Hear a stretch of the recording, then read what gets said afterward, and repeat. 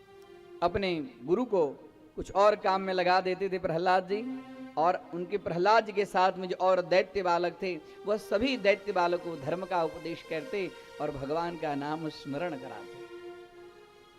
कुछ कार्यवश षंडामर्क कहीं और चले गए थे।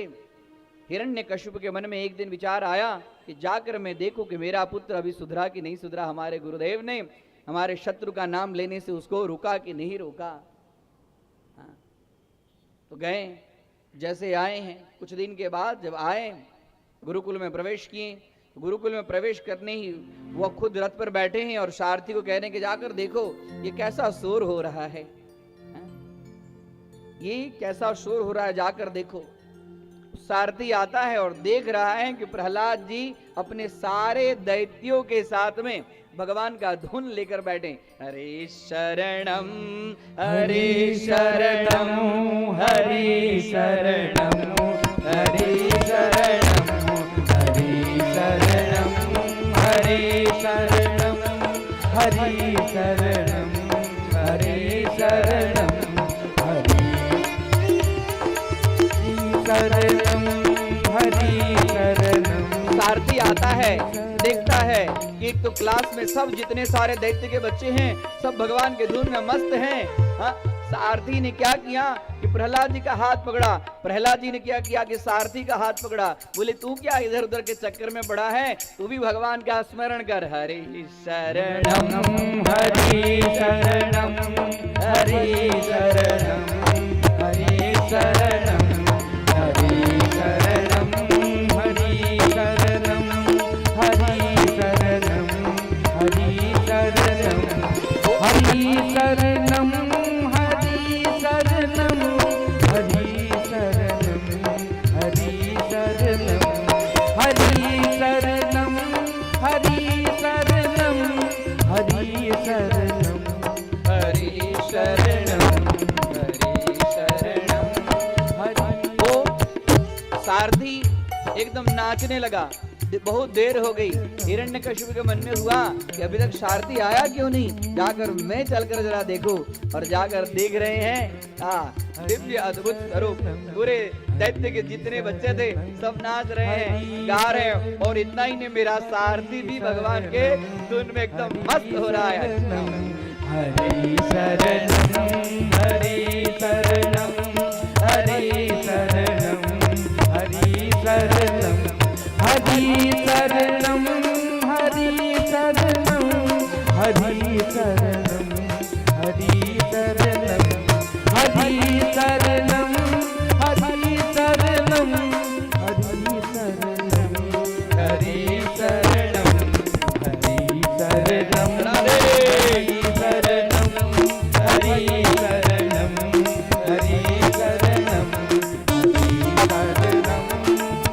शरणम हरि शरणम हरि शरणम जैसे हिरण्यकशिपु ने प्रहलाद जी का हाथ पकड़ा सब शांत हो गए।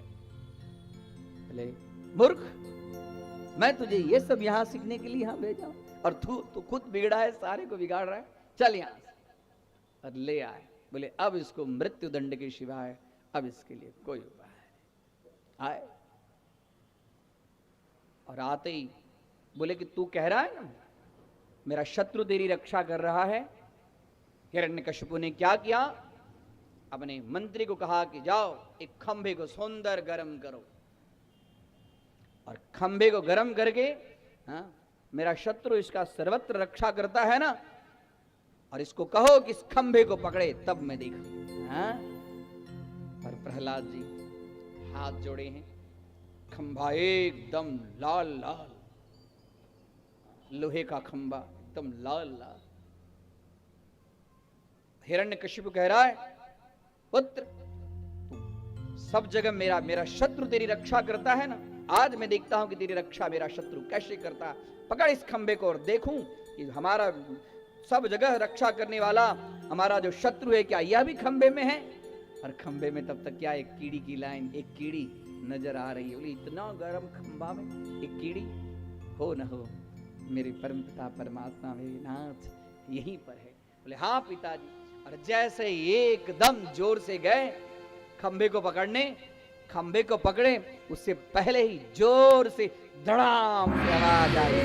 हाँ, खंबा फटा, खंबा जैसे फटा उसी के समय भगवान नरसिंह, नरसिंह भगवान की जय।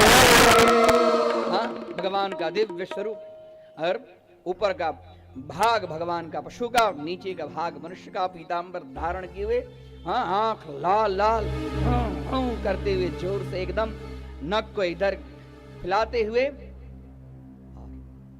एकदम इधर उधर करते हुए, जैसे नरसिंह भगवान ने अवतार धारण किया, नरसिंह भगवान के अवतार से पृथ्वी डगमग होने लगी।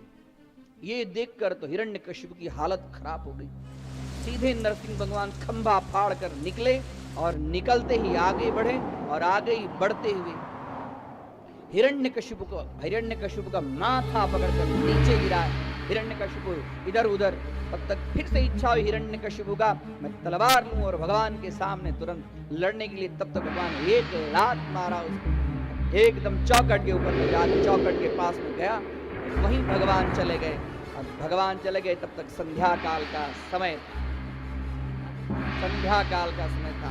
भगवान ने अपने दोनों हाथों से हिरण्यकशिपु को अपने जांघ के ऊपर बिठाया और सारी बात एक एक प्रतिज्ञा उसको याद दिलाए। हिरण्यकशिपु देख, मैं घर के अंदर में हूं, हाँ, या मैं घर के बाहर हूं। चौखट का भगवान, मैं घर के अंदर में है, मैं घर के बाहर में, हाँ, देख, न दिन है न रात है, यह देख, न मैं मनुष्य हूं, हाँ, न मैं प्राणी हूं, यह देख, न मेरे पास में कोई अस्त्र है, न मेरे पास में कोई शस्त्र है, हाँ? न कोई बड़े बड़े सर्प हैं। तूने जो जो प्रतिज्ञा जैसे जैसे किया था वो सारे प्रतिज्ञा, न मैं तुझे भूमि में मारूंगा, न तुम्हें मैं आसमान में मारूंगा। हाँ? और तुरंत एकदम आंखें लाल लाल, हिरण्यकशिपु भगवान का जो हाथ का जो सिंह का जो पंजा था, वो पंजे से तुरंत हिरण्यकशिपु की छाती विदीर्ण कर दी और उसकी छाती से रक्त निकला। रक्त से सब जगह लाल लाल एकदम नरसिंह भगवान के शरीर के ऊपर रक्त, भगवान उसके रक्त को चाटने लगे और एकदम गुस्से में, हाँ, नरसिंह भगवान की नखांकुरैर् पुरोत्पाटित हृत्सरोरुहम् विसृज्य तस्यानुचरायुधायाम्।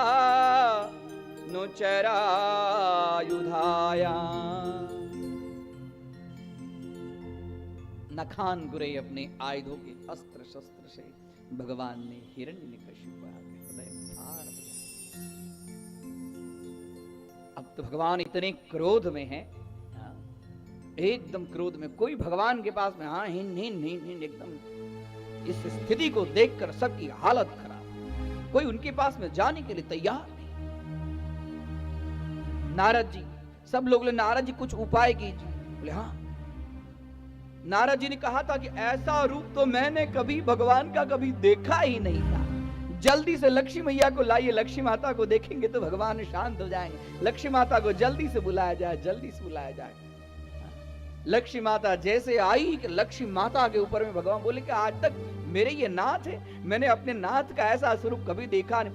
लक्ष्मी माता के तरफ भी हाँ एकदम लक्ष्मी माता भगी, अरे मेरे नाथ। लक्ष्मी माता भी दूर जाकर खड़ी हुई। नारद जी को नहीं मेरे से अपराध हो गया, एक काम कीजिए, प्रहलाद जी को आगे कीजिए।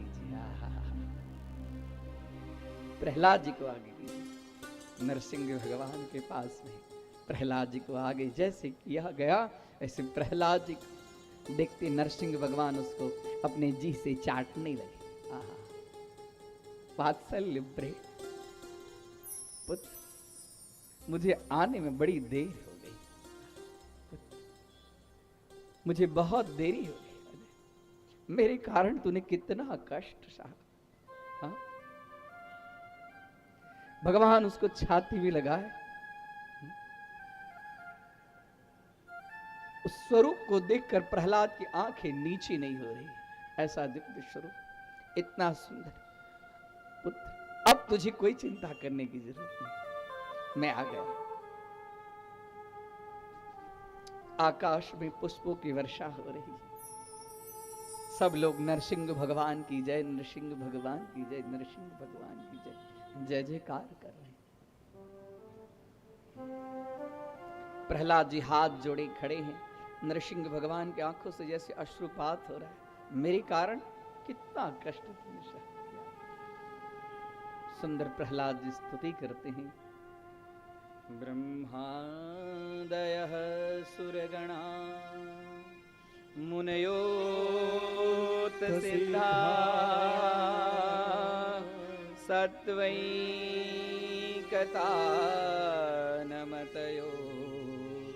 वचसां ब्रवाहि नाराधिता पुरुगुणै रघुनापि पेप्रुः किं तोष्टुमर्हति समे हरिरोग्रजातै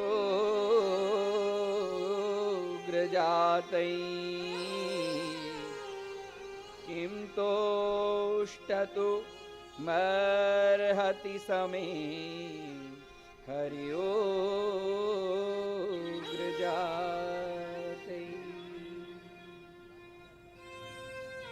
हे भगवान, ब्रह्मादय सुरगणा मनयोत सिद्धा सत्वैकतानमतयो वजसां प्रभावै। ब्रह्मा आदि सुरगण देवता सब, मुनि सब, सिद्ध सब अनेक प्रकार के वेदवाणी द्वारा आपकी स्तुति करते हैं। आप उनकी स्तुति से प्रसन्न होते हैं। मुझे तो कोई स्तुति आती ही नहीं, और न मैं कोई सिद्ध हूं न कुछ। आप मेरे किस प्रार्थना से आप प्रसन्न होंगे? अरे मैं तो असुर जाति का बालक, मैं दैत्य कुल में जन्मा। मेरी इस प्रार्थना को आप स्वीकार कीजिए। मेरे कारण आपको ये रूप धारण करना पड़ा, मेरे कारण आपकी ये स्थिति हुई। मैं आपके चरणों में कोटि कोटि प्रणाम करता हूं। आप प्रसन्न हुई, आप प्रसन्न हुई, प्रसन्न हुई। अनेक प्रकार की स्तुति प्रहलाद जी के द्वारा होती है। हिरण्यकशिपु भगवान एकदम प्रसन्न होते हैं। हिरण्यकशिपु भगवान प्रहलाद को अपने गोदी में लेकर राज सिंहासन पर बैठे हैं।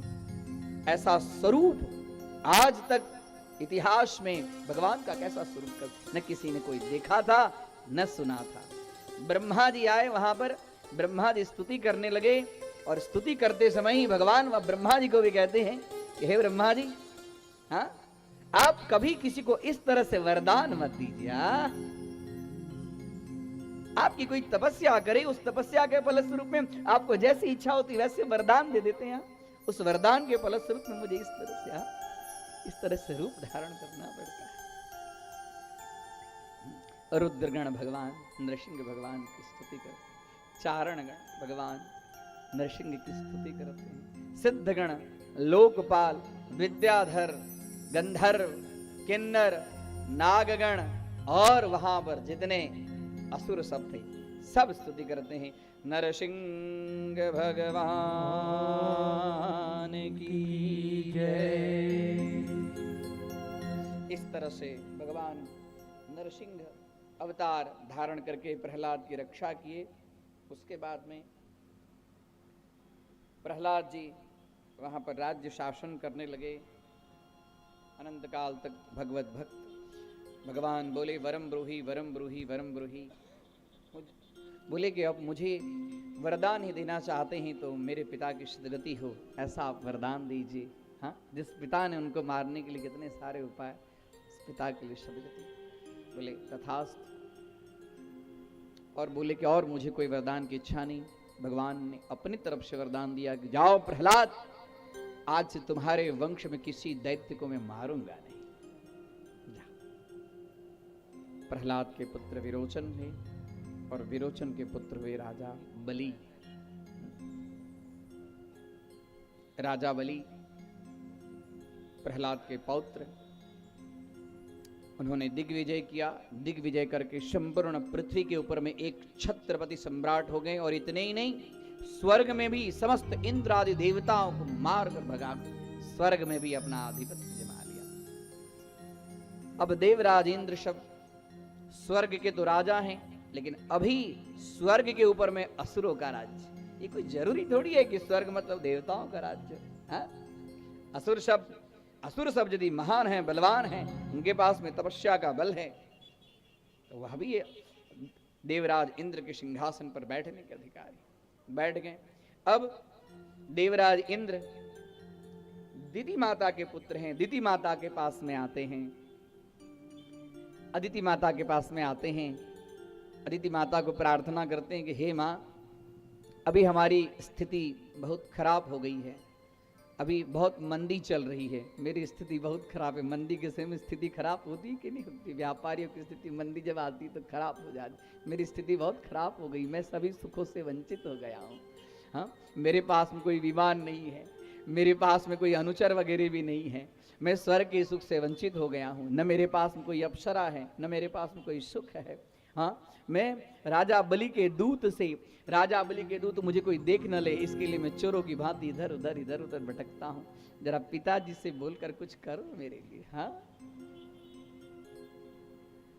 अदिति माता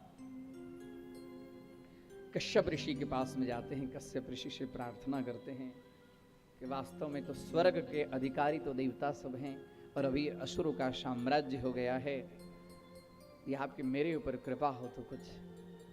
बोले कोई बात नहीं देवी, जाओ, मैं तुम्हें एक पयोव्रत का उपदेश करता हूं। श्रावण महीने में पूर्ण 1 महीना खाली दूध पीकर तुम इस व्रत को करो। इस व्रत के प्रभाव से परमपिता परमात्मा तुम्हारे पुत्र के रूप में अवतरित होंगे। और वही हुआ। कश्यप ऋषि के आदेशानुसार अदिति माता पयोव्रत 1 महीना तक करती है और 1 महीने के बाद में पुनः वैशाख महीने में शुक्ल पक्ष द्वादशी के समय में वामन भगवान का प्रागट्य होता है, उसी को कहते हैं वामन द्वादशी।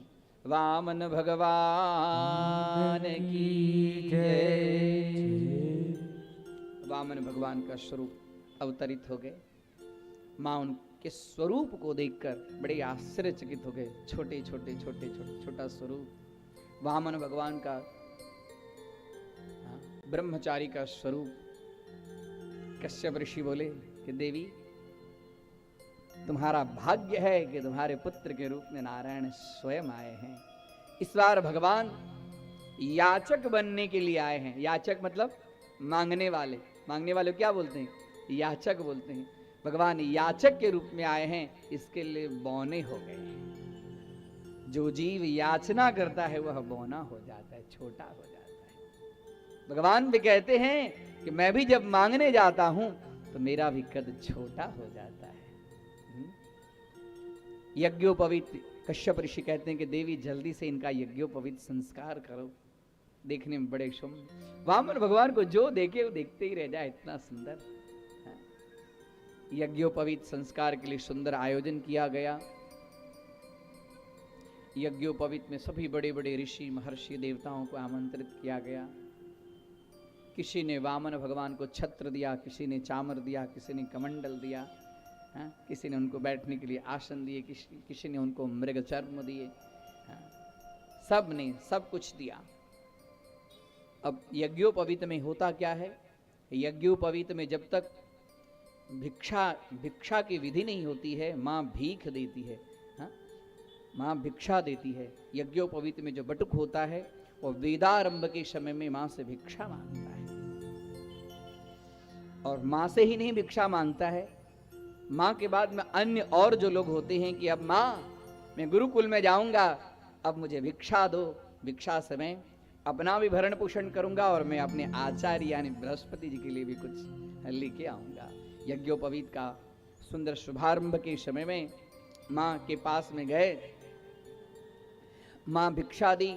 वामन भगवान बोले कि माँ तुम तो भिक्षा दे रही हो, लेकिन मुझे इतनी भिक्षा से कुछ होने वाला नहीं है, क्योंकि मैं तो, मेरा नाम तो विश्वंभर है। हाँ, मुझे तो विश्व का भरण पोषण करना है। पिताजी के सामने हाथ जोड़कर कहते हैं कि पिताजी, पिताजी, अभी संसार में ऐसा कोई बड़ा यजमान बताइए जिसके पास में मैं जाऊं और भिक्षा, बहुत सारा भिक्षा ग्रहण करके आऊं। पिताजी बोले हाँ हाँ, अबे विश्वजीत नाम का यज्ञ, भृगुकच्छ में विश्वजीत का नाम में राजा बलि यज्ञ करे, जाओ वहां तुम भिक्षा लेके आओ। वहां वामन भगवान वहां पर हाथ में छत्र लेकर जा रहे हैं, कमंडल लेके जा रहे हैं कि कुछ दिव्य भिक्षा को प्राप्त करें। राजा बलि भृगुकच्छ में सुंदर यज्ञ का, विश्वजीत यज्ञ का आयोजन है। उस यज्ञ में संकल्प लिया है कि जो कोई भी आए, जिसकी जो इच्छा हो, हाँ, उसको उस तरह की इच्छा से मैं संतुष्ट करूंगा। और उस यज्ञ के आचार्य हैं शुक्राचार्य जी। राजा बलि जैसे ही द्वार के पास में आते हैं कि द्वार पर रोक देता है द्वारपाल। द्वार पर जैसे रोक देते हैं, वैसे वामन भगवान कहते हैं कि जाओ अरे द्वारपाल, जरा राजन को कहो मैं उनके द्वार पे खड़ा हूं, कुछ मुझे भिक्षा दे दे। तेरे द्वार खड़ा भगवान, भगत भरे तेरी झोली, हो तेरा होगा इंसान, तेरा होगा एहसान कि युग युग तेरी रहेगी शान, भगत भर दे झोली। तेरे द्वार खड़ा भगवान, भगत भर दे झोली।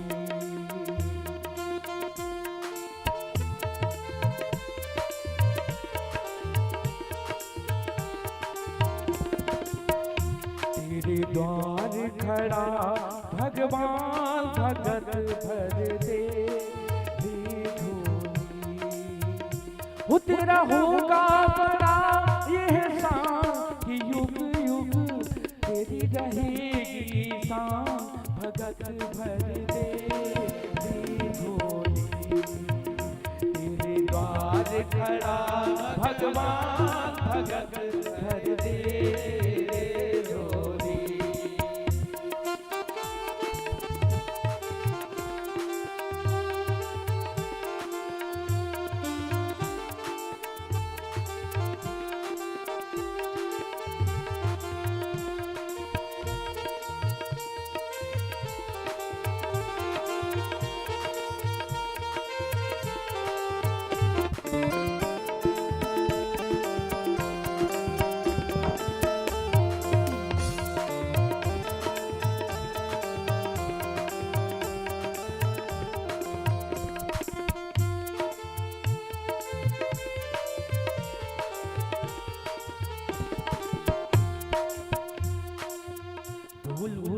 सारी धरती देखने, दूल्हा गगन है सारा,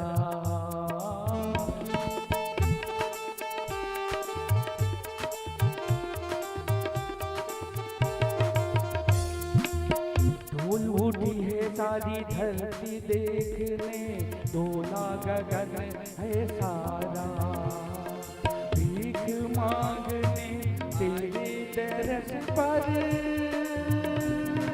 जगत का पालन हारा रे, जगत का पालन हारा। धूल उठी है धरती देखने, धूला जगत है सारा, भीख मांगने आया ते दर पे, जगत का पालन हारा रे, जगत का पालन हारा। मैं आज तेरा मेहमान परख दे मुझको जरा परेशान पलक भर दे रे झोली। मैं आज तेरा मेहमान परख दे, मुझको जरा पहचान भगत भर दे रे झोली। तेरे द्वार खड़ा भगवान भगत भर दे रे झोली। तेरे द्वार खड़ा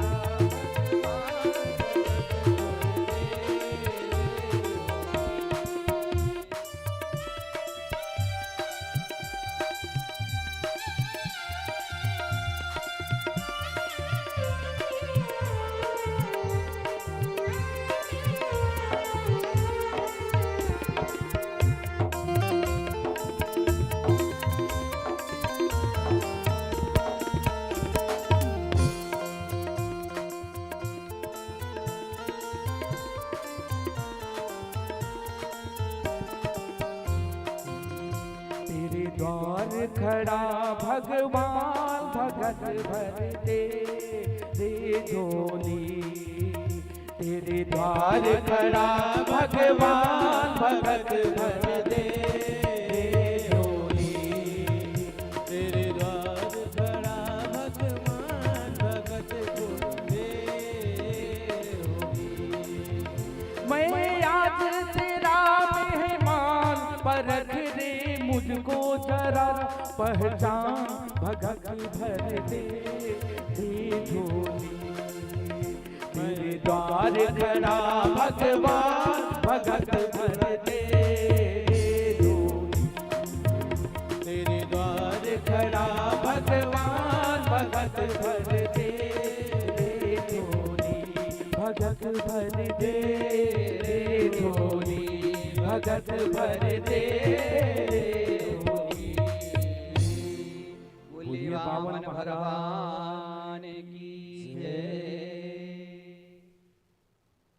जैसे ही समाचार राजा बलि को प्राप्त हुआ कि कोई ब्रह्मचारी बटुक आए, ब्रह्मचारी बटुक का रूप लावण्य का दर्शन उनका सुनाते ही राजा बलि से रहा नहीं गया, सीधे दौड़ आए। आइए आइए भगवान, आइए आइए, आप कहाँ से पधारे, क्या है, बताइए मैं आपकी क्या सेवा कर सकता हूँ।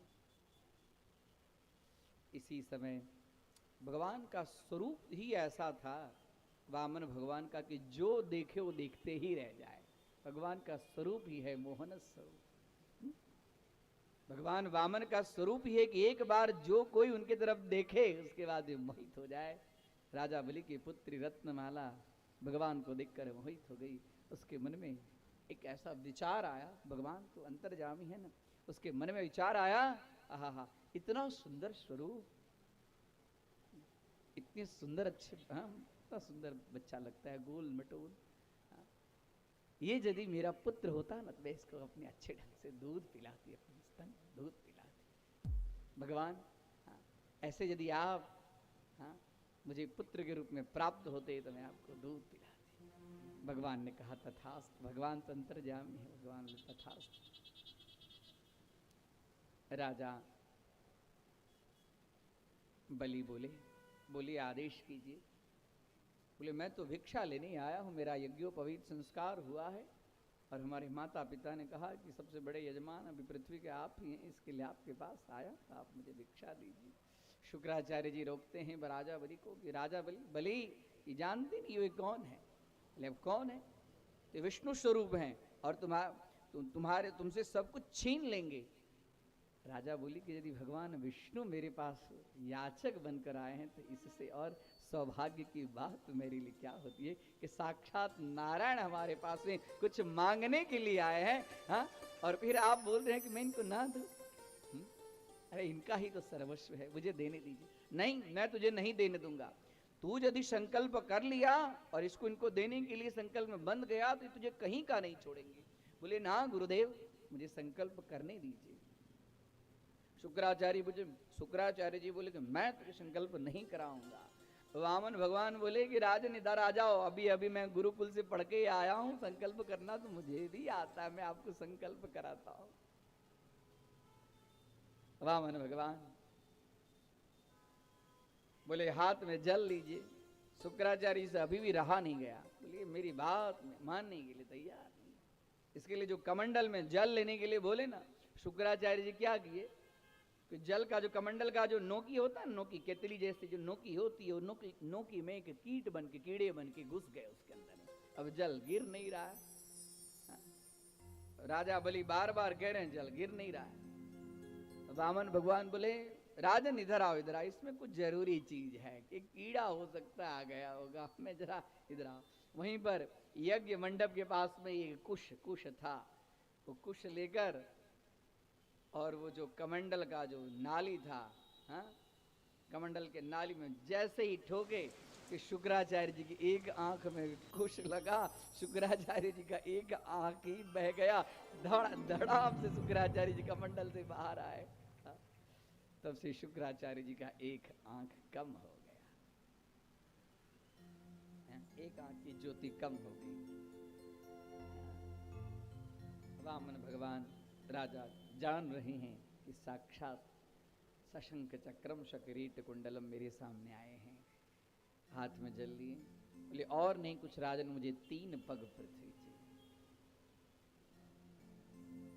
बोले ठीक है, आप संकल्प कराइए, 3 पग पृथ्वी हम दे देंगे।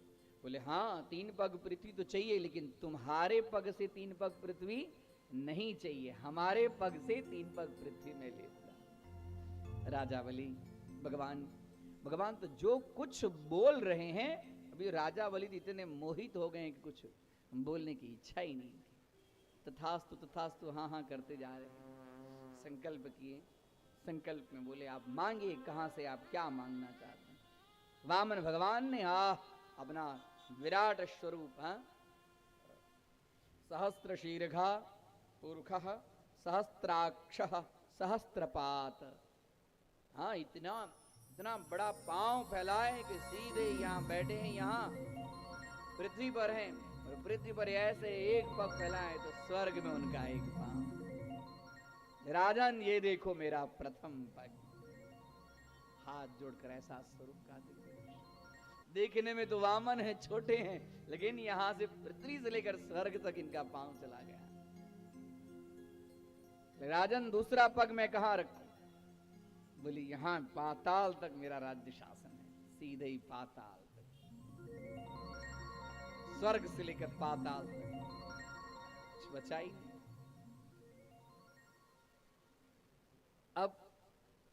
अब बोले अब तो मेरे पास कुछ है ही नहीं जो मैं आपको दूं। 2 पग में ही आपने स्वर्ग से लेकर संपूर्ण पृथ्वी पाताल तक आपने माप लिया। बोले अब यदि आप तीसरा पांव रखना चाहते हैं हे नाथ, पदम तृतीयम शीर्ष्णमिमे निजम। शीर्षणी शब्द का अर्थ होता है मूर्धा भाग, मस्तक, इसको शीर्षणी बोलते हैं।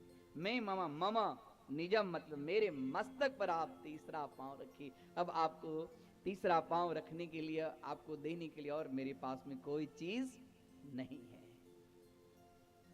और वामन भगवान ने अपना तीसरा पांव राजा बलि के मस्तक पर रखा। देखते होंगे आप लोग स्वरूप, ऐसे स्वरूप का चिंतन करने से जो जीव वामन भगवान के चरित्र का श्रवण करता है वह कभी भी जीवन में याचक नहीं बनता है, उसको जीवन में कभी भी याचना का अवसर नहीं मिलता है। इसके लिए वामन भगवान का चरित्र का श्रवण करना चाहिए। वामन भगवान प्रसन्न हुए। अब राजा बलि वामन भगवान की स्तुति करते हैं, स्तुति से प्रसन्न होते हैं। भगवान कहते हैं कि हे वामन, हे राजा बलि, मैं आपकी इस स्तुति से अत्यंत प्रसन्न हूं। आपको कुछ वरदान मांगने की इच्छा है? बोले हाँ, इतना सब कुछ दिए, आपने मांगा तो मैं भी कुछ, अति दानात बलिर बद्धा, मैं भी कुछ मांगूंगा। मांगो। यदि आप वरदान देना चाहते हैं तो अब तो मेरे पास में यहां से कोई जगह है ही नहीं। राक्षसों के लिए सुतल लोक माना गया है। मैं राक्षस कुल में जन्म लिया हूं, मेरा अधिकार सुतल लोक में। सुतल लोक में मैं जहां राज्य शासन करूं, वहां मेरे द्वारपाल के रूप में आप हमेशा रहिए। हरिओ, हाँ, मेरे द्वारपाल के रूप में आप हमेशा रहिए। और भगवान ने तथास्तु कहा। तुरंत जैसे ही मस्तक हटाए, उनके वरदान से प्रसन्न हुए। ऐसे समय में भी रत्नमाला जो बलि की जो पुत्री थी, फिर उसके मन में विचार आया, हाँ, जब आए थे ये तो कितने सुंदर लग रहे थे, लेकिन हम लोग को कहीं का नहीं रखे, स्वर्ग तक हमारा राज्य था, कुछ कहीं का नहीं रखे। यदि ऐसा मेरा पुत्र होता ना, तो मैं अपने स्तन में जहर लगाकर इसको पिलाकर और मार देती था। वही रत्नमाला पूतना बन के आई है। भगवान कहा, चिंता मत करो, तुम्हारी यह भी इच्छा मैं पूर्ण करूंगा। कृष्ण कन्हैया लाल की जय। यह भी इच्छा मैं तुम्हारा पूर्ण करूंगा। अभी सुतल लोक में राजा बलि राज्य करने लगे। भगवान विष्णु बंधे हैं द्वारपाल के रूप में। राजा बलि जाते कि द्वारपाल का काम कैसे, राजा के लिए खड़े हो जाते भगवान को देखकर। वहां पर राजा बलि राज्य शासन करने लगे। इधर वैकुंठ खाली है। लक्ष्मी माता के पास भी नारद जी आए। लक्ष्मी माता कहे कि नारद जी अभी कहाँ गए, अभी किस लोक में हैं? बोले मैया अभी तो सुतल लोक में है। सुतल लोक में है, कहाँ है? तो बने हैं द्वारपाल, द्वारपाल बने हैं, अभी द्वारपाल का काम अभी कर रहे हैं। सारी कहानी नारद जी लक्ष्मी माता को। लक्ष्मी माता कह रही कि हे नाथ, अब आपके बिना मुझे रहा नहीं जाता है। सुतल लोक में लक्ष्मी माता एक कन्या का रूप धारण करके आती है। सफेद मिहीन वस्त्र, सुंदर सुंदर मंद मुस्कान करती है। रोज का काम है कि राजा बलि अपने राज्य में घूमते हैं कि कोई किसी को कुछ कष्ट न हो। राजा बलि का घूमने का समय सावन महीने का शुक्ल पक्ष पूर्णिमा तिथि। जैसे घूमने निकले तो देख रहे हैं एक कन्या रो रही है उनके राज्य में। राजा बलि कहते कि हे देवी, आप रोती क्यों हैं? मेरे राज्य में, मैं तो इसी के लिए घूमता हूं कि मेरे राज्य में कोई दुखी न रहे, आप क्यों रो रही हैं, बताइए। बोली कि हे भगवान, आपका नाम तो मैं यहां से लेकर कहां कहां तक नहीं, स्वर्ग तक सुनती आई हूं। आप बड़े दाता हैं, आप तो दाता हैं ही। आपके दादाजी भी, आपके पिताजी भी बड़े दाता थे। क्या करूं, आज सावन शुक्ल पूर्णिमा है, रक्षाबंधन का दिन है। मैं इसके लिए रो रही हूं कि मेरा कोई भाई नहीं है। यदि मेरा कोई भाई होता तो उसे आज मैं राखी बांधती। हाँ, भाई के सुख से बढ़कर और कोई किसी का सुख नहीं होता है। बहन के लिए भ्रातृ सुख से श्रेष्ठ और कोई सुख नहीं है। हाँ? कोई मेरा भाई होता, उसे मैं कलाई में राखी बांधती। आज भाई के अभाव के कारण मैं दुखी। राजा बलि बोली, इसमें दुख करने की क्या बात है, मेरे राज्य में कोई दुखी नहीं रह सकता। देवी, भगवान लक्ष्मी मैया के माया से राजन मोहित हो गए। बोले कोई चिंता करने की बात नहीं, आओ, आज से मैं ही आपका भाई हूं, मुझे अपना भाई मानो। ये मैं आपको कलाई आगे कर देती हूं, राखी बांधो देवी। भगवती भी यही चाहती थी कि जल्दी से मैं राखी बांधू। ये न बद्धो बलि राजा दानवेंद्रो महाबला, उन्हीं का नाम लेकर बांध रही है। ते नत्वाम प्रतिबद्ध, में भी बांध रही हूँ। ते नत्वाम प्रतिबद्धनामी रक्षे माँ चल। ये अचल रहे, ये अचल रहे।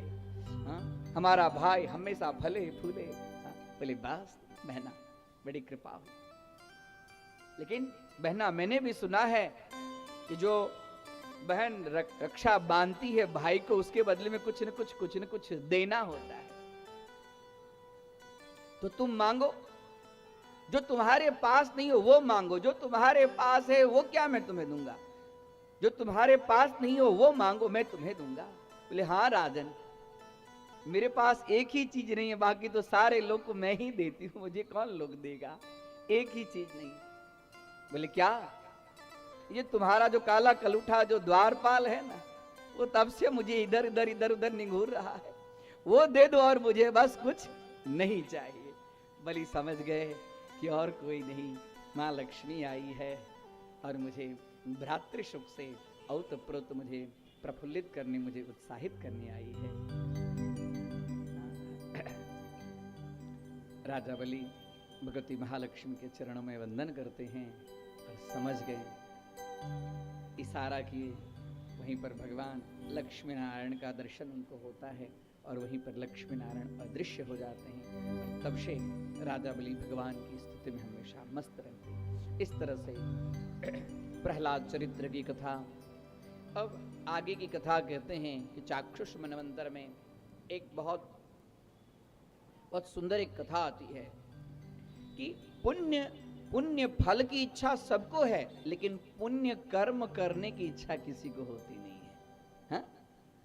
पुण्यस्य फल प्राप्नोति पुण्यम न करोति मानवाः, पुण्यस्य फलमिच्छन्ति पुण्यम न कुर्वन्ति मानवाः। सभी को इच्छा होती है कि मुझे पुण्य का फल मिले, मुझे पुण्य का फल मिले, मुझे पुण्य का फल मिले, लेकिन जिस तरह से पुण्य करना चाहिए उस तरह से जीव पुण्य करता नहीं है। सुखदेव जी महाराज राजा परीक्षित को एक सुंदर उपाख्यान सुनाते हैं कि एक त्रिकूट पर्वत के ऊपर में एक सुंदर सरोवर था। उस सरोवर में एक हाथियों का राजा, जो जिसका नाम गज इंद्र, हाथियों का राजा, उसके कई सारी हथनियाँ और कई सारे बच्चे थे। रोज वह उस सरोवर में, त्रिकूट नाम का पर्वत जहाँ पर अप्सरा सब देव सब क्रीड़ा करने के लिए, विचरण करने के लिए आते थे, ऐसा सुंदर ताल तमाल के वृक्ष, अशोक के वृक्ष, मौलसरी के वृक्ष लगे हुए हैं। वातावरण एकदम स्वर्ग में सदृश है। वह हाथी सरोवर में गया, स्नान कर रहा है, और स्नान करते करते हुआ क्या कि एक ग्राह कहते हैं मगर को, एक मगर ने उस हाथी का पांव पकड़ लिया। मगर ने हाथी का पांव पकड़ लिया। हाथी का बल जो है वो पृथ्वी पर होता है और मगर का बल जल में होता है। जल में मगर जो है वो बहुत बलवान होता है। मगर धीरे धीरे खींचने लगा। जब धीरे धीरे खींचने लगा तो हाथी ने अपना सूंड, अपने जो और हथनियां थी सबको दिए कि मुझे सूंड से पकड़कर बाहर निकालो, और सब सूंड से पकड़कर बाहर निकालती हैं। कभी गजराज आगे निकल जाते हैं, लेकिन फिर से मगर जोर देता है। उसके बाद में फिर से उसके पुत्र जितने हाथी सब थे, छोटे छोटे हाथी के बच्चे थे, सब गजेंद्र को बाहर निकालने के लिए कोशिश करते हैं, लेकिन तो फिर भी वह निकालने में असमर्थ होते हैं। करते करते करते कितने दिन बीत गए। अब धीरे धीरे मगर जो है हाथी को, सरोवर बहुत अगाध है, बहुत विशाल सरोवर है, धीरे धीरे धीरे धीरे सरोवर के अंदर में वह ग्राह गज को अंदर ही अंदर खींचता जा रहा है। अब यह देखकर गज के जो, हाथी के जो और अपनी जो पत्नियां थी, बच्चे थे, वो धीरे धीरे करते धीरे अब जाने लगे। जब दुख का समय आता है धीरे धीरे धीरे धीरे सब कोई छोड़ के चला जाता है। हा? उस समय पुत्र काम नहीं करता है, उस समय पत्नी काम नहीं करती है, उस समय धन काम नहीं करता है। उस समय वो जीव का एक काम करता है, धर्म। आपत्ति काल पर चारी, धीरज धर्म मित्र अरुनारी। आपत्ति काल, आपत्ति के समय में पता चलता है कि हमारी नारी कैसे, सब छोड़ के चले गए, एक अकेला बचा है। अब समझ गया कि अब कोई नहीं है, अब अपना कोई नहीं है जो मेरी रक्षा कर पाएगा।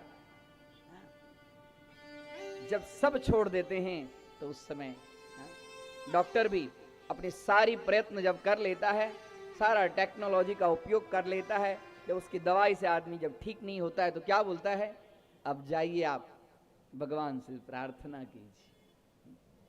वही गजेंद्र भगवान से प्रार्थना करते हैं, नमो नमस्ते अखिल कारणाय निष्कारणाय भूत कारणाय। वो कहते हैं, भगवान विष्णु का नाम नहीं लेते, बोलते हैं जगत के रचयिता, नमो नमस्ते अखिल कारणाय। अखिलम विश्वम, इस विश्व के जो कारण हैं उनको मैं बार बार नमस्कार करता हूं। कौन कारण है पता नहीं। निष्कारणाय भूत कारणाय, निष्कारण जो है उनको वंदन, जो अद्भुत स्वरूप हैं उनको भी वर्णन। गजेंद्र बड़ी सुंदर स्तुति यहां करते हैं। सर्वागमाम्नाय महार्णवाय, सर्वांतर्यामी, सभी का भरण पोषण करने वाले हे परमपिता परमात्मा आपको वंदन हो। नमोपवर्गाय परायणाय, हे अपवर्ग स्वरूप आपको कोटि कोटि वंदन। इस समय भगवान देखते हैं ऐसी स्थिति हो गई है। अब धीरे धीरे धीरे धीरे गजेंद्र ने अपना संपूर्ण जो इच्छा शक्ति थी सब नष्ट हो गई। इतने में लक्ष्मी माता, वैकुंठ में लक्ष्मी माता भगवान नारायण के चरण चंपी कर रही हैं, चरण दबा रही हैं। भगवान नारायण के मन में स्मरण हुआ, मुझे गज याद कर रहा है। गरुड़ भगवान का स्मरण किए। गरुड़ भगवान वहां आए, तुरंत उसके ऊपर में नारायण विराजमान हुए। लक्ष्मी माता के कहां जा रहे हैं, कहां जा रहे हैं, कहां जा रहे हैं।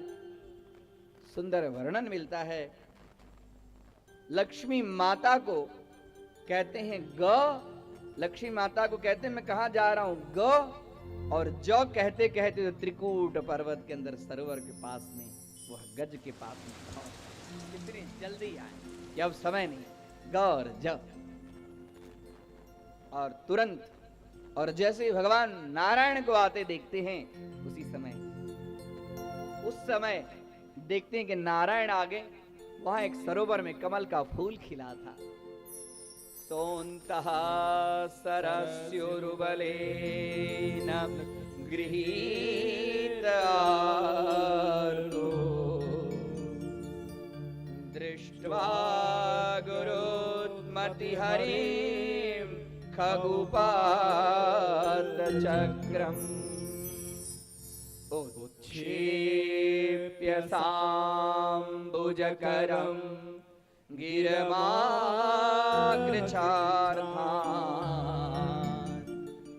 नारायणाखिलगुरो भगवन् नमस्ते। बोले विष्णु भगवान की जय।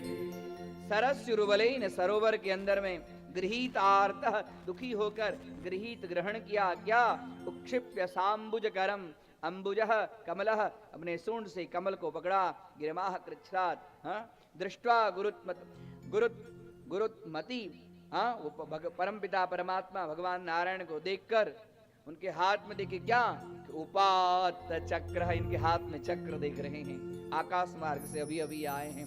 ऐसे भगवान नारायण को नारायणा खिल गुरो भगवन् नमस्ते। जैसे ही वो फूल परमपिता परमात्मा को पकड़कर अर्पण किए, वैसे ही भगवान ने हाथी को पकड़कर बाहर निकाला और सुदर्शन हाथ दिए, हाथी के सूंड से बाहर खींचने और अपने सुदर्शन चक्र से ग्राह मगर का एक छेदन कर दिए। ग्राह सुदर्शन चक्र का जैसे स्पर्श ग्राह को हुआ, उस से दिव्य शरीर धारण करते हुए गंधर्व आकाश मार्ग।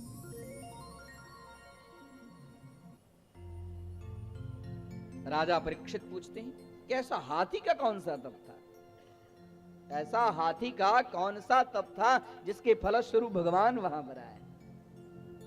कहते हैं राजन, बहुत उत्तम बात आपने पूछी है। इंद्रद्युम्न नाम का एक राजा प्रजा पालन में तत्पर था। वह एक दिन सब कुछ अपना राज्यपाट छोड़कर भगवान की भक्ति करने निकला।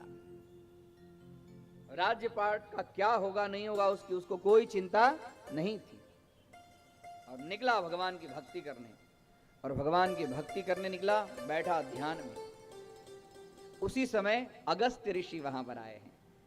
अगस्त्य ऋषि आए और अगस्त्य ऋषि को देखकर भी वह जड़ जो इंद्रद्युम्न था वह उठा नहीं। अपने से जब भी कोई श्रेष्ठ जन आ जाए तो खड़े हो जाना चाहिए, अपने से जो गुरुजन आ जाए तो उस समय वहां पर खड़े हो जाना चाहिए। देखिए, मैं बार बार आपको कहता हूं, ये भागवत शास्त्र से क्या ज्ञान मिलता है। ये सब कथाएं तो आप लोगों ने बार बार सुनी है, लेकिन इस कथा का जो तात्पर्य है उसको आप स्वीकार कीजिए। हाँ, शिष्टानाम आगमनम अनध्यायः। कोई ऐसे शिष्ट पुरुष आ जाए तो उस समय कुछ पढ़ाई भी होती हो तो उसे छोड़ देना चाहिए, उस समय कोई यज्ञ कार्य भी होता है तो उसे अवरुद्ध कर देना चाहिए। ऐसे गुरुजन जब आए उस समय अपना कर्तव्य होता है कि उनको वंदन करें, उनको पाद्य अर्घ्यादि उनको देकर और उनको सुंदर आसन पर विभूषित करें। क्योंकि ना जाने किस वेश में, हाँ, कौन से रूप स्वरूप में कौन आए, देख रहे इंद्रद्युम्न, लेकिन तो फिर भी अपने ध्यान मस्त। अगस्त्य ऋषि समझ गए, मुझे देखकर भी जड़वत, रे मूर्ख, देखने के बाद भी तू अपना ध्यान नहीं छोड़ा है और जड़ के समान यहां पर बैठा हुआ है। जा, मैं तुझे श्राप देता हूं, जड़वत पशु बन जा, पशुर योनि मा विशव, जा तू पशु योनि को प्राप्त हो जा। राजन, उसी के कारण यह त्रिकूट पर्वत के ऊपर में विशाल हाथी के स्वरूप में सुखदेव जी महाराज कहते हैं, एक थोड़ी अपराध हो गई, लेकिन अपराध किससे हुई? संत जनों से भी कोई यदि अपराध हो जाए तो उस अपराध के फलस्वरूप में व्यक्ति का कल्याण ही होता है।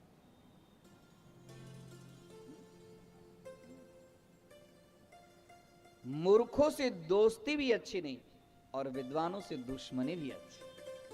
मूर्ख से यदि दोस्ती भी हो जाए, दुर्जनेन समम सख्यम वैरम चापि न कारयेत, दुर्जन से यदि दोस्ती भी हो जाए तो वह भी नुकसानकारक है। और संत महापुरुष से यदि दुश्मनी भी हो जाए ना, संत महापुरुष हम पर यदि क्रोध भी, देखिए शास्त्र में, हाँ, अनेकों पुराण में वर्णन मिलता है, कोई ऋषि ने शाप दिया और शाप के फलस्वरूप में उनको परमपिता परमात्मा की प्राप्ति हुई। जब वो शाप देते हैं तो शाप देते समय उनका पुण्य जो है वह सामने वाले के ऊपर में पड़ जाता है और उनके पुण्य के फलस्वरूप में उस जीव का कल्याण होता है। श्राप कब फलित होता है? श्राप फलित कब होता है? जब तक पुण्य नहीं होगा तब तक श्राप फलित होगा। वह श्राप जो है वो पुण्य के फल के कारण ही आता है, और पुण्य के फल के कारण जैसे श्राप लगा, उसे श्राप से उसका कल्याण हो गया। कई जगह शास्त्र में ऐसी कथाएं आपको मिलेगी। इंद्रद्युम्न जो जड़ हुआ वही जड़ के रूप में गज बना और उसके गज को उद्धार करने के लिए अगस्त्य ऋषि के शाप के फलस्वरूप में वह गजेंद्र भी परम गति को प्राप्त हुआ। अब आगे चाक्षुष्मन मंत्र में समुद्र मंथन की कथा आती है। आज थोड़ी थोड़ी कथा तो करनी ही पड़ेगी, क्योंकि आज भगवान श्री कृष्ण के जन्म तक कथा, उसके बाद में कल नंद घेर आनंद भयो जय कन्हैया लाल की। उसके बाद आप लोग कुछ बोले नहीं, मैं तो ये आधा इस आप लोग को बोलने के लिए छोड़ देता हूँ। नंद घेर आनंद भयो, हाँ, जय कन्हैया लाल की। कल उत्सव मनाएंगे कि नहीं मनाएंगे? हाँ, कल उत्सव मनाएंगे। हाँ, भगवान का उत्सव मनाना चाहिए। नित्य उत्सव मंदिरम, भगवान के उत्सव मनाने से पुण्य की वृद्धि होती है। भगवान के उत्सव मनाने से भगवान के चरण में प्रीति होती है। भगवान के उत्सव मनाने से जन्म जन्मांतर के पाप नष्ट हो जाते हैं। इसके लिए हम आप लोग कई बार जो जन्म जयंतियां उत्सव इत्यादि घर में भी बहुत आनंद से मनाते हैं। यह सप्ताह श्रीमद् भागवत सप्ताह ज्ञान महायज्ञ, इस ज्ञान महायज्ञ के पंचम दिन में भगवान का आनंदोत्सव का वर्णन मिलता है। आज की कथा भगवान के जन्म तक होगी। कथाएं तो बहुत है, खाली नाम ले लूं, बस नाम लेने से ही आगे समुद्र मंथन का देवासुर संग्राम होता है। संग्राम में सब देवता और असुर विचार करते हैं कि हम लोग आपस में लड़ते ही रहेंगे, लड़ते लड़ते इसका कोई निराकरण नहीं आएगा। इसके लिए कुछ ऐसा काम करना चाहिए जो हम लोग की लड़ाई बंद हो। तो देवता और असुर दोनों ने विचार किया कि क्यों ना हम ये जो समुद्र है, समुद्र में सुंदर अमृत है, अमृत यदि समुद्र से निकलेगा तो अमृत के लिए हम आप लोग लड़ाई करते हैं, अमृत का पान करेंगे तो हम भी अमर रहेंगे, आप लोग भी अमर हैं। देवताओं का नाम है अजरा अमरावत, अजरा अमरा निर्जरा देवा। देवता लोग कभी जरित मतलब वृद्धावस्था को प्राप्त नहीं करते हैं, अमर हैं, निर्जर हैं। वो भी असुर भी अमर और निर्जर होना चाहते हैं। तो बोले क्यों नहीं समुद्र मंथन का उद्योग किया जाए। दोनों देव और असुर दोनों भगवान नारायण के पास में आते हैं। नारायण हमें समुद्र मंथन का उद्योग करना है। बोले तब कीजिए। उस समुद्र मंथन के उद्योग के लिए क्या करना पड़ेगा। तो बोले एक काम करो, मंदराचल पर्वत को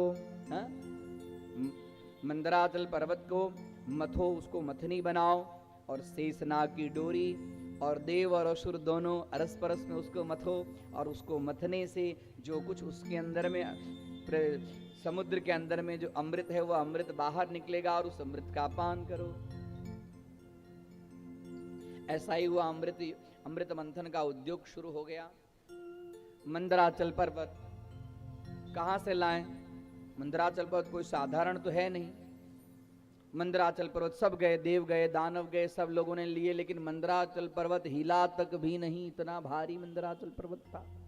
फिर से भगवान के पास में आए, बोले भगवान भगवान मंदराचल पर्वत हिलता भी डुलता भी नहीं, तो आएगा कैसे समुद्र के अंदर में। भगवान ने गरुड़ महाराज को आदेश दिए। गरुड़ महाराज गए वहां पर अपनी चोंच से जो अपने पांव के पंजे से ही सीधे उठाकर, जो देव और असुर दोनों जिस काम को नहीं कर पाए उस काम को गरुड़ भगवान ने एकदम सरलता और सहजता पूर्वक लाए समुद्र के अंदर में रख दिए। समुद्र के अंदर में जैसे रखे कि वैसे मंदराचल पर्वत और नीचे के नीचे जाने लगा। अब टिके कहां।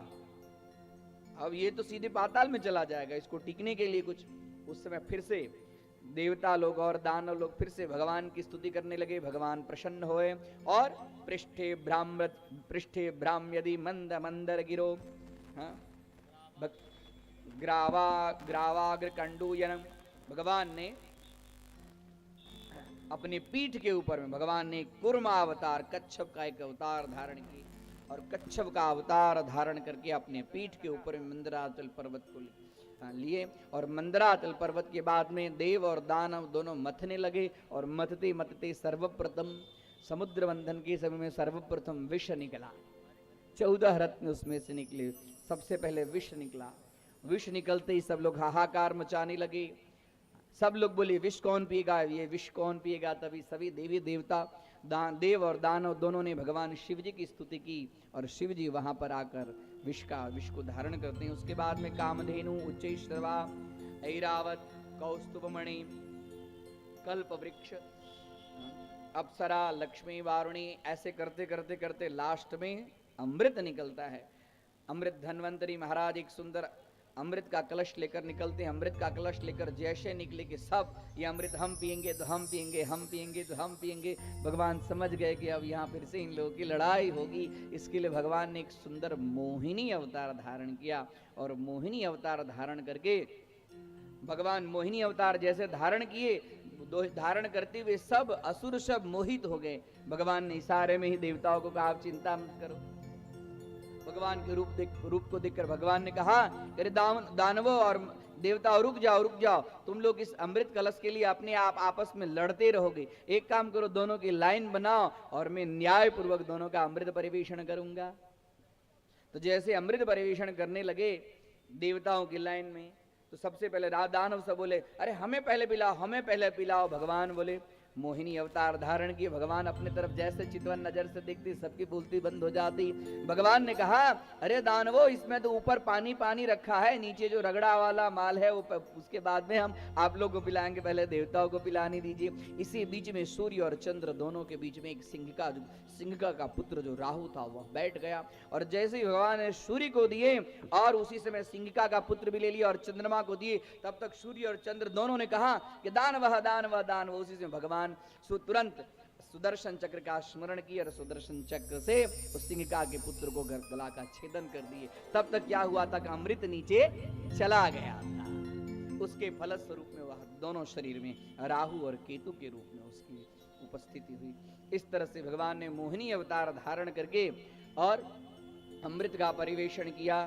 अब आगे भगवान 9वें स्कंद में सुद्युम्न महाराज की कथा आती है, महर्षि च्यवन की कथा आती है, उसके बाद में परशुराम भगवान की कथा आती है, मत्स्यावतार की भी कथा आती है, और उसके बाद में रामावतार की कथा आती है।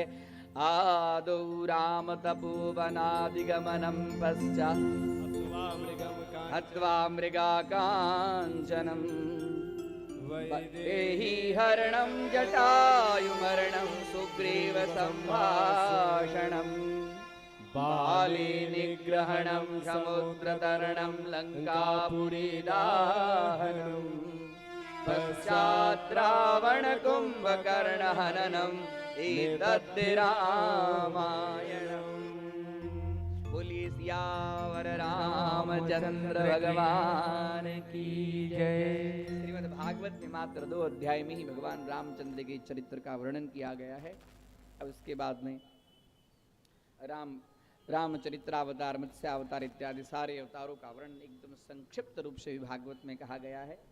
अब समय समझाता 10वें स्कंद का आरंभ हो गया। पृथ्वी के ऊपर में पापियों का इतना भार बढ़ गया, पृथ्वी गो रूप धारण की हुई आ गई। वैकुंठ में भगवान नारायण के पास में भगवान नारायण दर्शन नहीं दिए, लेकिन आकाशवाणी हुई, ये पृथ्वी अब तुम्हारे ऊपर में पापियों का भार बढ़ गया है, चिंता करने की जरूरत नहीं है। त्रेता युग के अंदर में मैं वसुदेव और देवकी के गर्भ से इस जगत की रक्षा के लिए मैं अवतार धारण करूंगा, और देवताओं आप लोग भी अपने अपने अंशावतार लेकर जो है वो पृथ्वी के ऊपर में अवतार धारण करें। इतना कहकर आकाशवाणी मौन हो गई, पृथ्वी माता नीचे आई। अब जब भगवान नारायण का अवतार होने वाला है तो पृथ्वी माता गद गद गद गद होने लगी।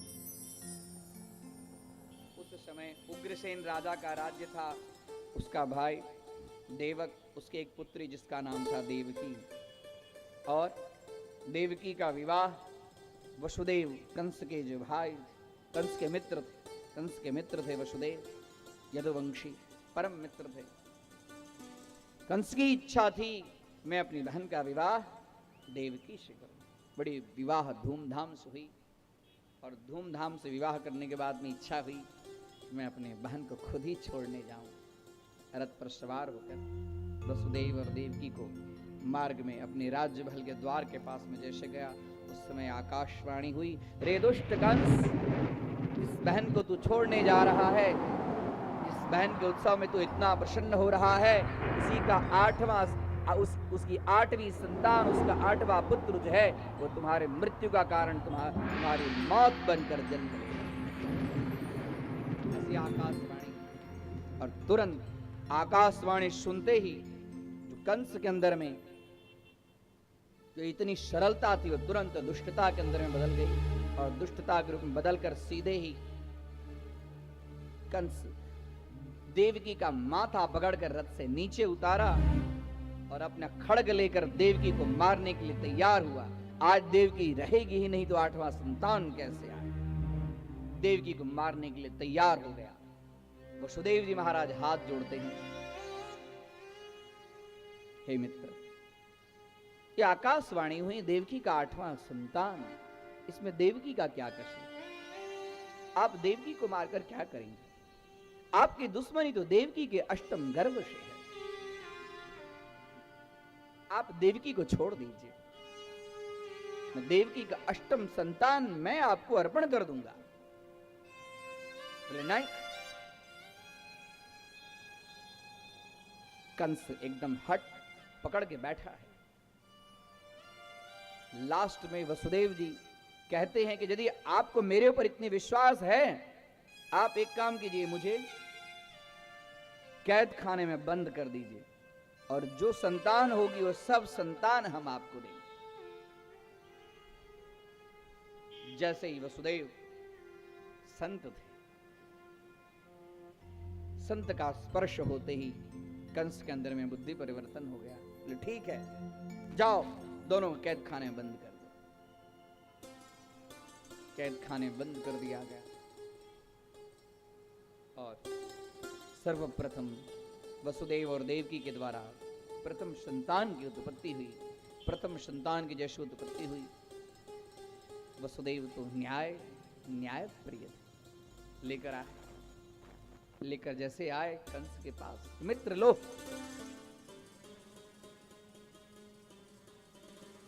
कंस ने कहा, मित्र मुझे इस पुत्र से कोई मतलब नहीं, मुझे तो 8वें संतान की जरूरत है, मुझे तो 8वें पुत्र की जरूरत है, जाओ ले जाओ इस पुत्र को। वसुदेव जी पुत्र को ले आए, लेकर बैठे, सब चर्चा कर रहे हैं देवकी के साथ में। नहीं, कंस बड़ा न्यायप्रिय है, उसको तो 8वीं संतान की जरूरत है। देखो अपना पहला जो पुत्र था उसको लौटा दिए।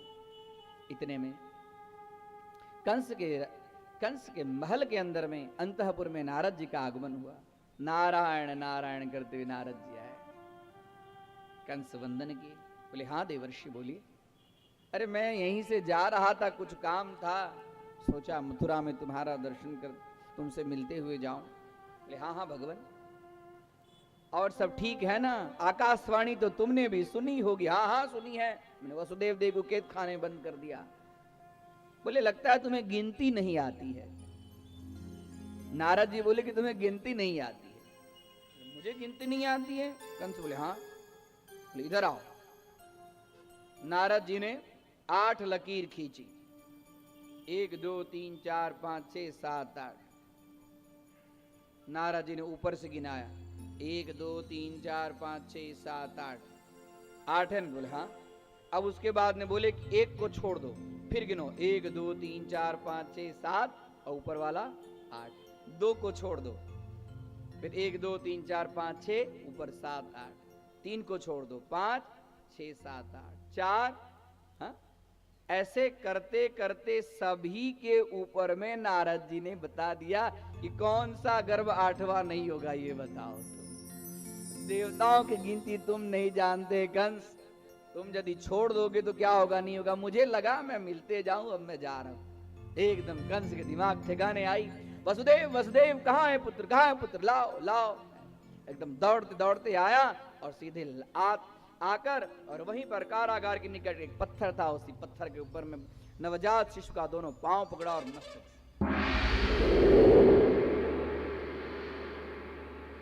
1 गर्भ 2 गर्भ 3 गर्भ 4 गर्भ 5 गर्भ 6 गर्भ। 7वें गर्भ में भगवान समझ गए अब बलराम जी का आगमन होने वाला है। इसके लिए योग माया को आदेश दिए कि ये जो 7वां जो गर्भ है, इस गर्भ को रूपांतरित करो संकर्षण। वसुदेव महाराज की दूसरी जो पत्नी थी रोहिणी, उसके अंदर में इस गर्भ को स्थापित कर योग माया के द्वारा। और वहां पर यह वर्णन हुआ कि गर्भपात हो गया है। 7 महीने के बाद में गर्भपात हो गया है। और वहां पर वही गर्भ जो है संकर्षण, इसी के लिए बलराम जी का एक नाम संकर्षण भी है। अब 8वें गर्भ की तैयारी है। अब 8वां गर्भ जो है वो एकदम, अब कंस को नींद नहीं आती है। देवकी का 8वां गर्भ, देवकी का 8वां गर्भ, एकदम उस समय जो सुरक्षा, एकदम कड़ी सुरक्षा कर दी गई। भादो का महीना, कृष्ण पक्ष, अष्टमी तिथि, रोहिणी नक्षत्र। उसी समय देवकी माता के गर्भ में भगवान का आगमन, देवकी माता का स्वरूप कुछ अलग। ब्रह्मा जी देवता भी गर्भ स्तुति कर रहे हैं। हे भगवान, आप गर्भ में निवास हैं। आप जिस गर्भ में निवास करते हैं वह गर्भ श्रेष्ठ है। उस गर्भ को धारण करने वाले श्रेष्ठ हैं। आप जगत नियंता हैं, सर्व पालक हैं। अनेक प्रकार की स्तुति करते हैं ब्रह्मा जी। उसी समय भगवान तमद्भुतम बालकमंबुदीक्षणम रमाननाभम नवकंकुमारुणम सुंदर तम अद्भुतम बालकम अंबुदीक्षणम। उसी समय भगवान गर्भ से प्रकट नहीं होते हैं, उसी समय भगवान वहां पर प्रकट होते हैं। और जैसे भगवान प्रकट होते हैं, चारों तरफ दिव्य अंग कांति ज्योति स्वर्ण सदृश हो जाती है। और भगवान का इस स्वरूप को देखकर वसुदेव और देवकी दोनों हाथ जोड़ते हैं। कृष्ण कन्हैया लाल की जय। और सब लोग पुष्प की वर्षा करते हैं। सब लोग पुष्प की वर्षा करते हैं, सब लोग जय जयकार करते हैं। और इतने में वसुदेव देव की भी स्तुति करते हैं भगवान की। और उसमें उसी समय भगवान का एक छोटा सा स्वरूप वहां बच्चा के रूप में। और देखिए, तुरंत भगवान ने अपने आप वसुदेव जी को बुद्धि प्रदान की। वहां पर एक बांस की एक टोकरी रखी हुई थी। उसी टोकरी के अंदर में उस बच्चे को रखा गया। और बच्चे को रखकर वसुदेव जी मस्तक पर जैसे रखे, वैसे वसुदेव जी की सारी बेड़ियां खुल गई। जो भगवान को अपने मस्तक पर रखता है, उसके जन्म जन्मांतर का जो बंधन है वह छूट जाता है। और जैसे जैसे जाने लगे वैसे वैसे दरवाजा अपने आप खुलने लगा।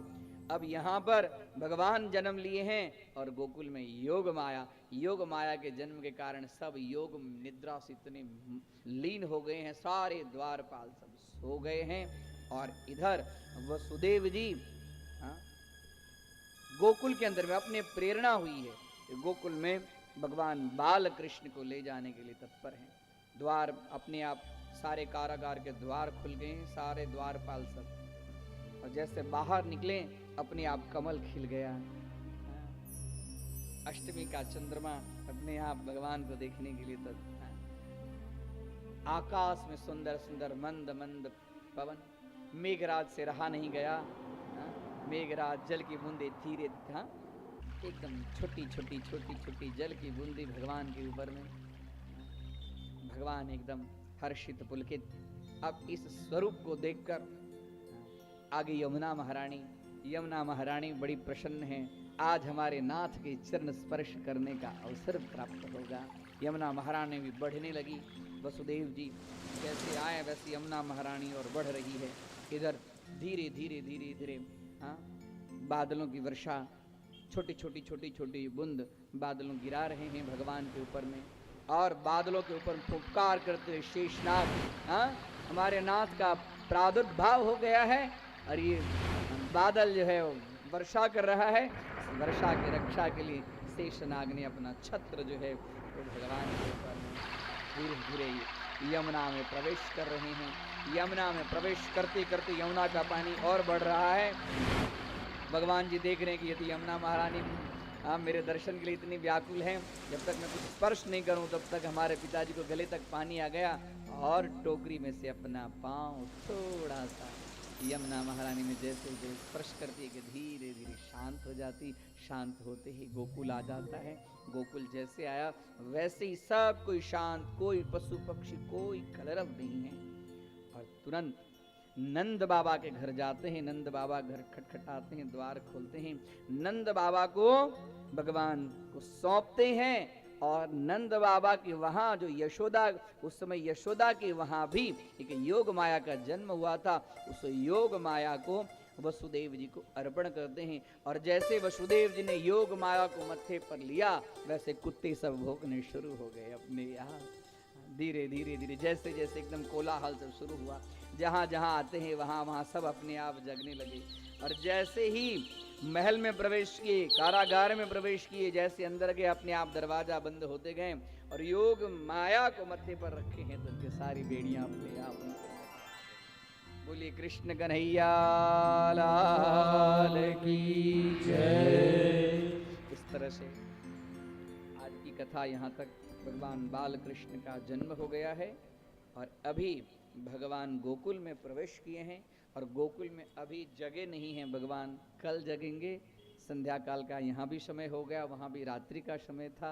भगवान जब कल जगेंगे तो फिर भगवान कैसी कैसी लीलाएं करते हैं, भगवान गोकुल में कैसे भगवान के जन्मोत्सव मनाया जाता है।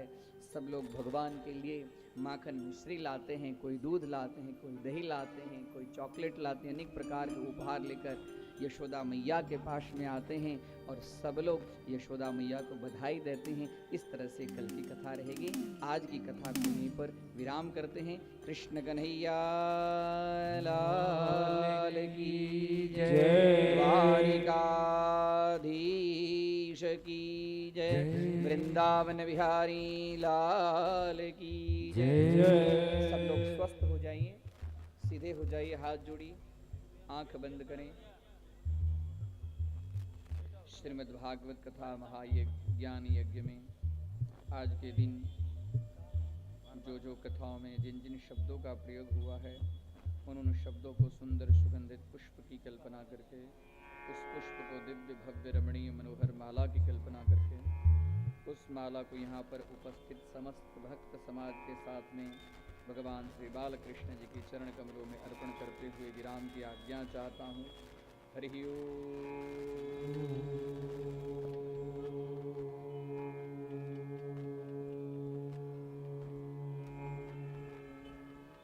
शांति शांति शांति।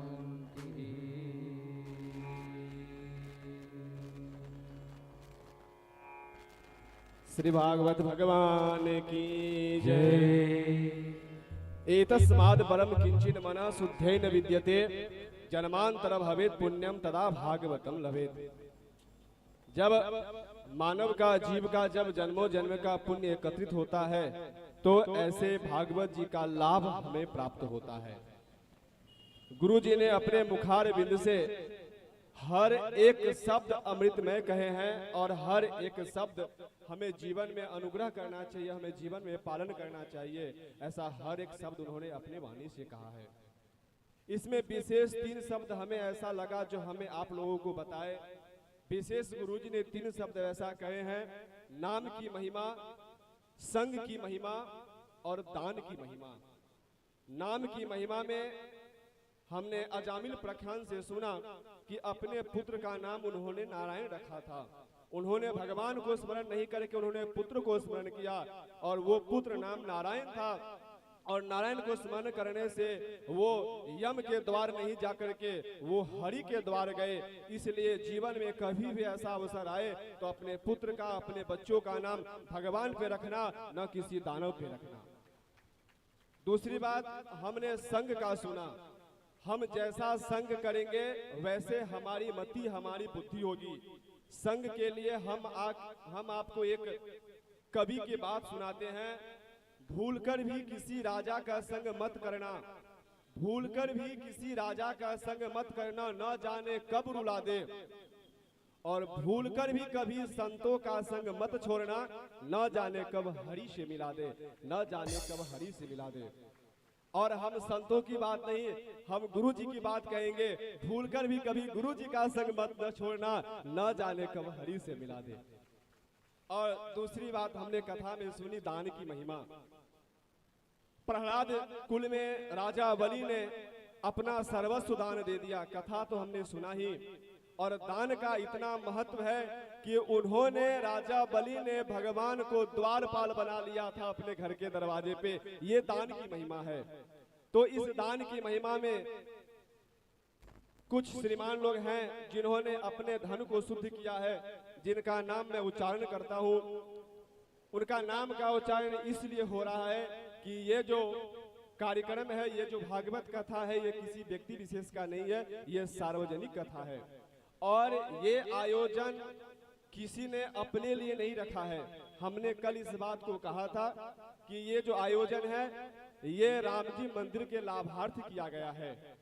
और ये राम जी मंदिर इतनी जल्द बनके तैयार हो गई है, इसकी कामना भी हमें नहीं थी। तो ये राम जी मंदिर, ये साधना सेवा ट्रस्ट जो है वो कुछ कर्ज में है।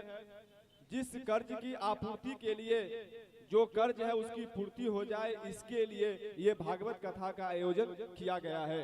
तो ये आयोजन में जो कुछ महान भाव अपना सहयोग दिए हैं, जैसे कि महानंद झा जी, जिन्होंने इस आयोजन में 2100 रुपये का सहयोग किया है, खूब खूब धन्यवाद। यदि आप मेरी ध्वनि को, आवाज को सुन रहे हैं तो हम आपसे आग्रह करेंगे कि आप इस व्यासपीठ पर आकर के गुरु जी से आशीर्वाद लें। शशिकांत झा जी, इन्होंने भी इस आयोजन में 2100 रुपये का सहयोग दिए हैं, उनका भी खूब खूब धन्यवाद, आभार। श्रीमान गोपाल जी मिश्रा जी, इन्होंने इस आयोजन में 501 रुपये का सहयोग दिए हैं, बहुत बहुत धन्यवाद। यदि मेरी आवाज आप सुन रहे हैं और आप यहाँ पे बैठे हैं तो हम आपसे आग्रह करेंगे कि समय को व्यतीत न करते हुए जल्द से जल्द इस गुरु जी के पास आकर के अपना आशीर्वाद ग्रहण करें।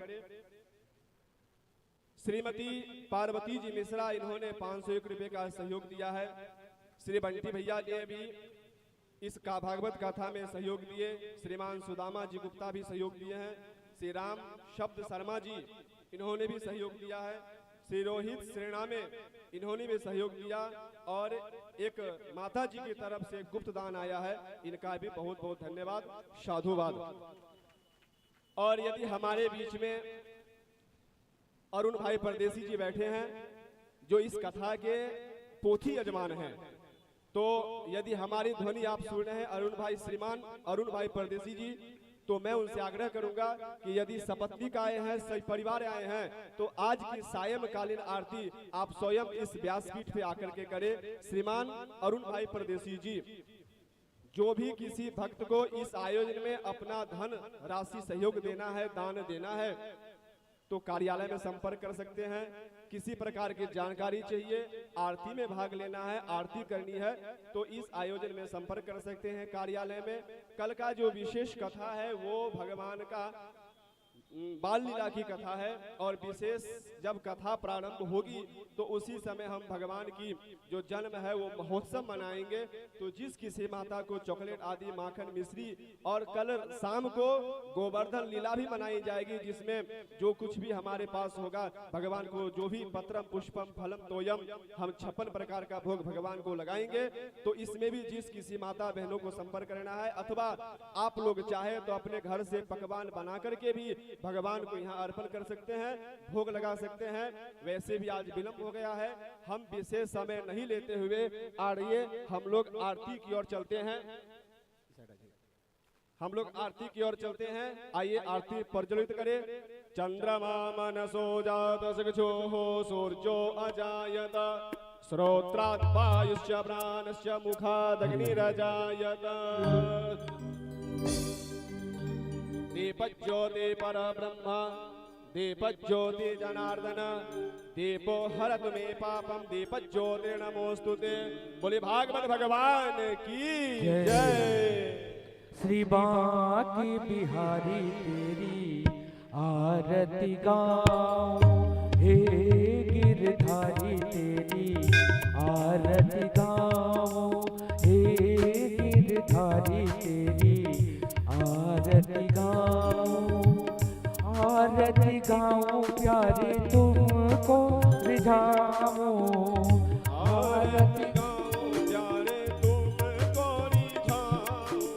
श्याम सुंदर तेरी आरती गाऊं, श्याम सुंदर तेरी आरती गाऊं।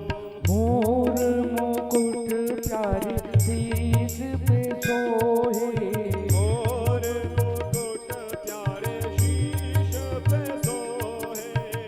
मोर मुकुट प्यारे शीश पे सोहे, मोर मुकुट प्यारे शीश पे सोहे। न्यारी बंसी मेरो मन मोहे, न्यारी बंसी मेरो मन मोहे। एक छवि में बने हारी जाऊं, एक छवि में बनी हारी में जाऊं। श्री बांके बिहारी तेरी आरती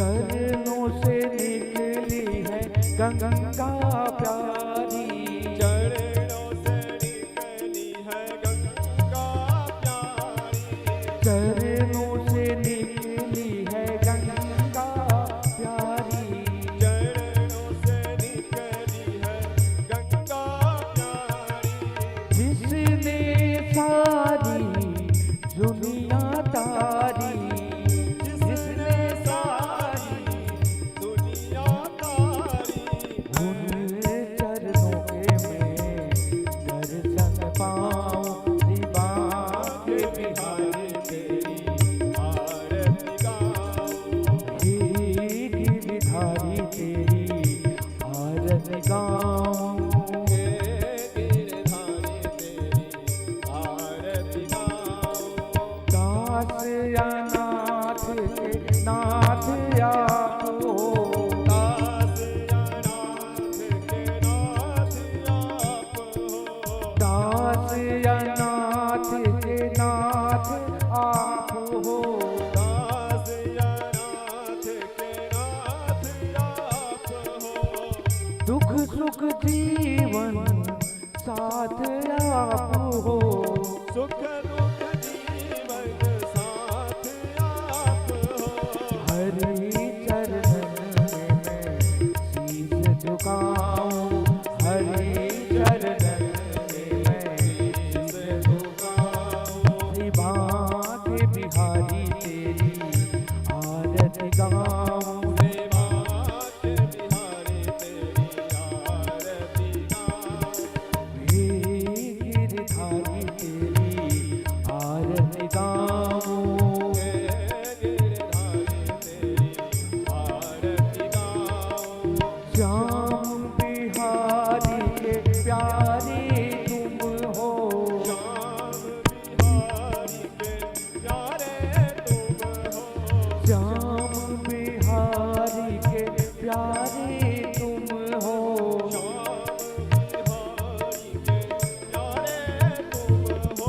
मेरे मोहन जीवन धन हो, मेरे मोहन जीवन धन हो, देख छवि में बलि हारी में जाऊं, देख छवि में बलि हारी में जाऊं, शिवा के बिहारी तेरी आरती गाऊं, शिवा के बिहारी तेरी आरती गाऊं, आरती गाऊं प्यारे तुमको निभाऊं, आरती गाऊं प्यारे तुमको रिझाऊं, श्याम सुंदर तेरी आरती गाऊं, श्याम सुंदर तेरी आरती गाऊं, कर्पूर गौरम करुणावतारम संसार सारम भुजगेन्द्रहारम सदा वसंतम हृदयारविंदे भवं भवामि सहितं नमामि, त्वमेव माता तप्ता त्वमेव, त्वमेव बन्धु तथा त्वमेव, त्वमेव विद्या द्रविणं त्वमेव, त्वमेव सर्वं मम देवदेव।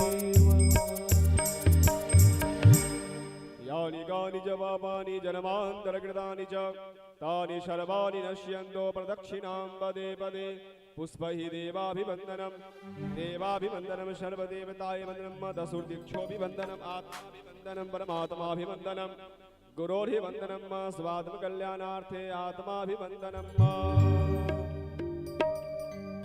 हस्तौ प्रक्षाल्य हस्ते पुष्पाणि मादाय मन्त्रपुष्पाञ्जलिः ओम पिसवतश्चक्षुरुतप्पिसवतो मुखोऽप्पिसवतोऽप्पाहुरुतप्पिसवतसपात सम्बाहुव्यान्तमतिसम्पदतिर्या वा भूमिर्जनयं देव एकः नानासुगन्धि पुष्पाणि यथा कालोद्भवानि च पुष्पाञ्जलिर्मया दत्तं ध्यानं परमेश्वर ओम भूर्भुवः स्वः श्री भागवत नारायणाय नमो नमः मंत्रपुष्पाञ्जलिं समर्पयामि आवाहनं न जानामि तवार्चनं पूजां चैव न जानामि क्षम्यतां परमेश्वर क्षमा प्रार्थनां याचयामि।